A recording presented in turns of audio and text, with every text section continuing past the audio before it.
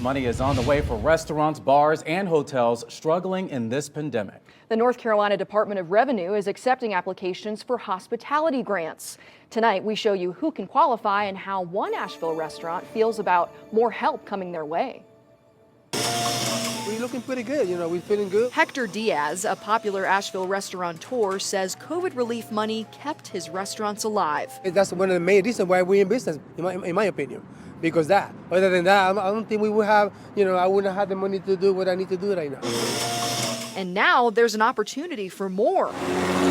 Hospitality grants to help places like restaurants and other entertainment venues keep up with the continuing pandemic. Lynn Minges, the president of the North Carolina Restaurant and Lodging Association, helped create these grants through the state budget. We went to Governor Cooper and then to every single member of the North Carolina General Assembly, and we took our case to them.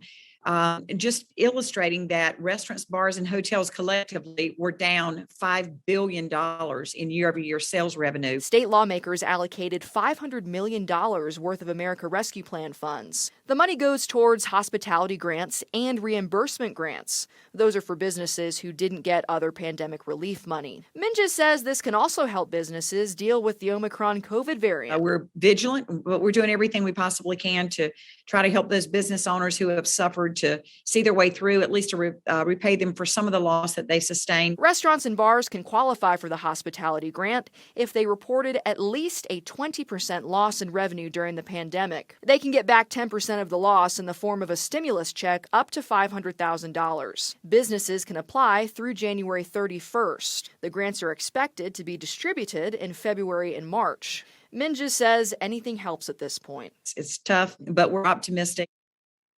For more information on how to apply for this grant, head to our website, WLOS.com. Our turnover rate is very low. Right now at 5:30, the Asheville Fire Department is launching a new program to expand and diversify its team. We've been telling you about how emergency agencies across the country are feeling the impact of the job shortage. But here in the mountains, the Asheville Fire Department is actually stable, and leaders want to keep it that way. News 13's Kristen Aguirre looks at how the department wants to expand.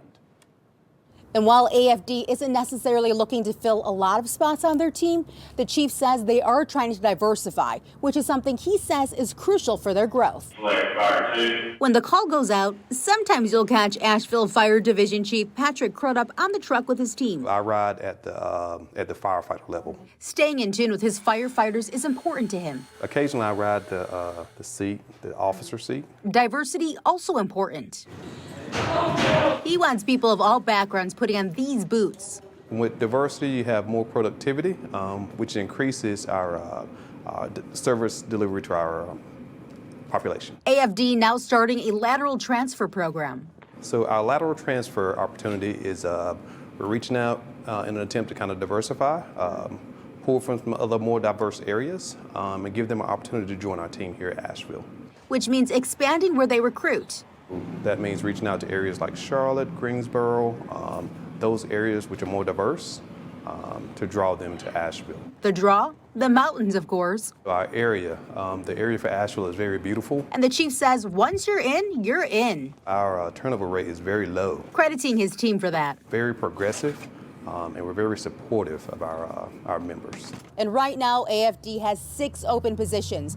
If you're interested in applying, visit our website at WLOS.com. This holiday season will be a difficult one for many in the nation's heartlands. Tornadoes this month killed more than 90 people and caused millions of dollars in damage.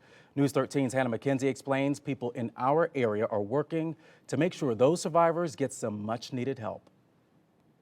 Members of the Hendersonville Elks Lodge decided to expand their annual Christmas food and toy drive to include those impacted by recent tornadoes in Kentucky. Got soup, A tradition, spaghetti sauce, 30 years in the making. ketchup, mustard, wow. The Hendersonville Elks Lodge transforming into a sorting and distribution operation.